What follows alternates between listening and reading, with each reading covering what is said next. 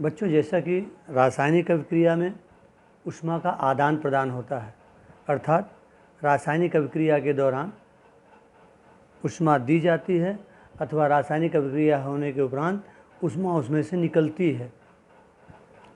तो इसी ऊष्मा के आधार पर आज हम ऊष्माग्राही और ऊष्मा उन्मोची अभिक्रिया के बारे में अध्ययन करेंगे। क्या आपने कभी सोचा है कि जब पानी से बर्फ़ बनती है अथवा बर्फ़ से पानी बनता है तो इस अभिक्रिया में भी ऊष्मा का आदान प्रदान होता है। आप सभी जानते हैं, अगर बर्फ़ को गर्म किया जाए तो पानी बनता है, अर्थात इस अभिक्रिया में हम ऊष्मा दे रहे हैं।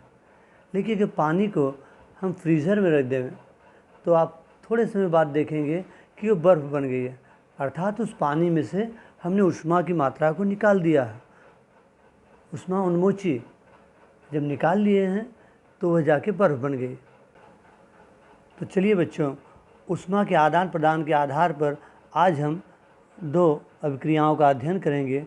उसमें पहला है ऊष्माग्राही अभिक्रिया।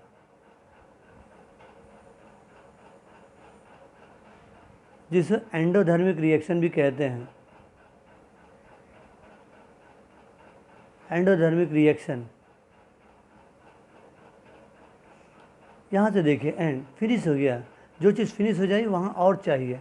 ऊष्माग्राही, इस अभिक्रिया के दौरान ऊष्मा ग्रहण की जाती है, इसे ऊष्माग्राही कहेंगे। तो इसकी परिभाषा यही हो जाएगी कि रासायनिक अभिक्रिया के दौरान जिस अभिक्रिया में ऊष्मा की आवश्यकता पड़ती है या हम ऊष्मा देते हैं, ऐसे अभिक्रिया को ऊष्माग्राही अभिक्रिया कहते हैं। चलिए एक उदाहरण लेते हैं। कैल्शियम कार्बोनेट CaCO3, कैल्शियम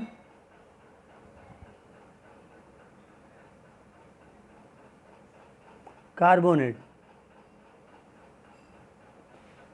इसको हमने गर्म किया, ये त्रिभुज लगा दिया, अर्थात हमने गर्म कर रहे हैं।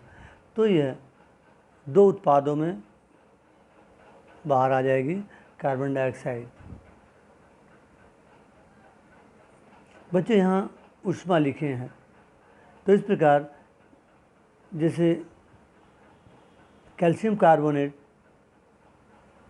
दो उत्पादों में बढ़ जाता है ऊष्मा देने के उपरांत। इस प्रकार यह डिकम्पोजिशन रिएक्शन या विच्छेदन अभिक्रिया अथवा अपघटन अभिक्रिया भी कह सकते हैं इसे। तो अपघटन अभिक्रिया होने के लिए हमेशा ऊष्मा दी जाती है, अर्थात ऊष्माग्राही अभिक्रिया अधिकांशतः अपघटन अभिक्रिया कहलाती है। और एक अभिक्रिया लेते हैं, जैसे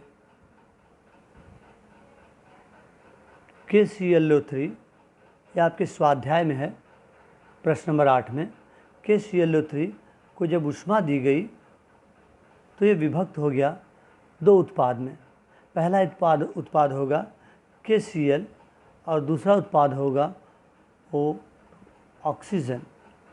इस प्रकार पोटेशियम क्लोराइड और ऑक्सीजन, इस दो उत्पाद में यह विभक्त हो गया। तो बच्चों, यहाँ भी ऊष्मा देने पर कैल्शियम KClO3 विभक्त होता है KCl और O2 में। यहाँ ऊष्मा दी गई, इस तरह से ऊष्माग्राही है, ग्रहण किया जा रहा अभिक्रिया के दौरान। इस ऊष्माग्राही अभिक्रिया में मैं एक चीज़ आपको बताना चाहता हूँ। यही रिएक्शन ऐसे भी लिख सकते हैं, CaCO3 प्लस ऊष्मा, तीर का निशान, फिर CaO प्लस CO2। जबकि इस अभिक्रिया को ऐसे लिख सकते हैं, 2KClO3 प्लस ऊष्मा, 2KCl प्लस O2। बच्चों, आप अगर तुलना करें इसमें और इसमें तो हम देखते हैं यहाँ ऊष्मा के लिए जो हमने त्रिभुज का संकेत बनाए हैं, या तो आप त्रिभुज के ऊपर लिखें या इसके बाएं तरफ आप इस तरह ऊष्मा लिखते हैं, अर्थात हम अभिक्रिया के अभिकारी पदार्थ की तरफ ऊष्मा लिखे हैं, मतलब इसके साथ ही ऊष्मा अभिक्रिया में दे रहे हैं, तब जाके उत्पाद का निर्माण हो रहा है। तो जब कभी भी बच्चों ऊष्माग्राही अभिक्रिया रहे, ऊष्माग्राही, तो ऐसे अभिक्रिया में ऊष्मा कभी भी बाएं तरफ लिखें अथवा तीर के निशान पर लिखें, तो ये हो जाएगा ऊष्माग्राही अभिक्रिया। 8वीं और 9वीं में आपने जल का विद्युत अपघटन पढ़े होंगे। तो जल के विद्युत अपघटन में बच्चों H2O को विद्युत ऊर्जा दी गई, विद्युत ऊर्जा यहाँ भी लिख सकते हैं, प्लस विद्युत ऊर्जा, विद्युत ऊर्जा की उपस्थिति में जिसका अपघटन हो जाता है हाइड्रोजन और ऑक्सीजन में। इस प्रकार यह विभक्त होकर हाइड्रोजन गैस और ऑक्सीजन गैस में, लेकिन इसे अपघटन होने के लिए बच्चों हमने यहाँ पे विद्युत ऊर्जा दी, अर्थात ऊष्मा दिए। ऊष्मा देने के उपरांत ही यह अभिक्रिया संपन्न हुई, अतः इस अभिक्रिया को ऊष्माग्राही अभिक्रिया या एंडोधर्मिक अभिक्रिया कहेंगे। ऊष्मा के आदान प्रदान से संबंधित अभिक्रियाओं में दूसरा अभिक्रिया है ऊष्मा उन्मोची। ऊष्मा उन्मोची या इसका दूसरा नाम है ऊष्मादायी, ऊष्मादायी अभिक्रिया। इसे एक्सोधर्मिक अभिक्रिया भी कहते हैं। एग्जिट, बाहर निकलना, रासायनिक अभिक्रिया के दौरान ऊष्मा का बाहर निकलना। जिस अभिक्रिया में ऊष्मा बाहर निकलती है, ये कब निकलेगी? उत्पाद बनने के बाद। जब उत्पाद बनेगा, तीर का निशान है, यहाँ पे अभिकारी पदार्थ, यहाँ परिणामी पदार्थ। जब ये परिणामी पदार्थ संपन्न हो जाएगा तो इसके साथ ही ऊष्मा निकलेगी। अतः हमें ऊष्मा हमेशा बाएं पक्ष में उत्पाद की ओर अर्थात दाहिनी ओर लिखना चाहिए। इस प्रकार ऊष्मा उन्मोची अभिक्रिया या ऊष्मादायी अभिक्रिया या एक्सोथर्मिक रिएक्शन को हम कैसे परिभाषित करेंगे? जिस अभिक्रिया के दौरान ऊष्मा बाहर निकलती है, ऐसे रासायनिक अभिक्रिया को ऊष्मा उन्मोची अभिक्रिया कहते हैं। कैल्शियम ऑक्साइड, जिसे हम चूना भी कहते हैं, कैल्शियम ऑक्साइड में अगर हम पानी मिला देवें तो चूने का पानी बन जाएगा और इसके साथ साथ बहुत ही अधिक मात्रा में ऊष्मा बाहर निकलती है। क्योंकि इस अभिक्रिया के बाद ऊष्मा बाहर निकल रही है, अतः हमने ऊष्मा को तीर के दाहिने तरफ लिखे हैं।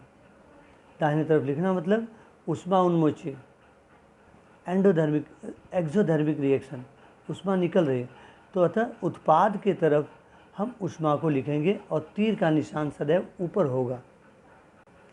कॉपर सल्फेट का जिंक के साथ एक अभिक्रिया देखते हैं। चलिए, कॉपर सल्फेट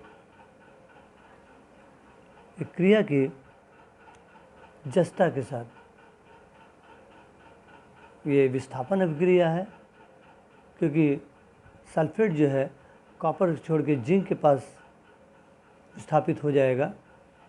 तो इस तरह से जिंक सल्फेट प्लस कॉपर और साथ ही साथ ऊष्मा उन्मोची होगी, ऊष्मा बाहर निकल रही। तो यह कॉपर सल्फेट और जिंक आपस में अभिक्रिया करेंगे तो जिंक सल्फेट और कॉपर प्लस ऊष्मा का बाहर निकलना अर्थात ऊष्मादायी अभिक्रिया होगी। तो बच्चों, कुछ प्रश्नों के उत्तर आप देंगे। जैसे प्रश्न है, ऊष्मा के आदान प्रदान के आधार पर अभिक्रियाओं का कितने प्रकार की होती है?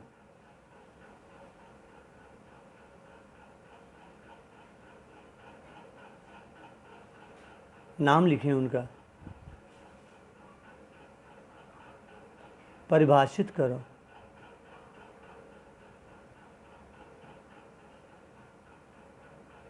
तथा दो उदाहरण दो, प्रत्येक के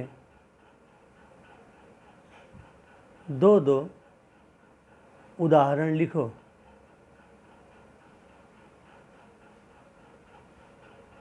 बच्चों, इससे संबंधित मैं आपको पाठ्य पुस्तक का एक हिस्सा भी भेज रहा हूँ, जिसके आधार पर आप इन प्रश्नों का उत्तर दे सकते हैं।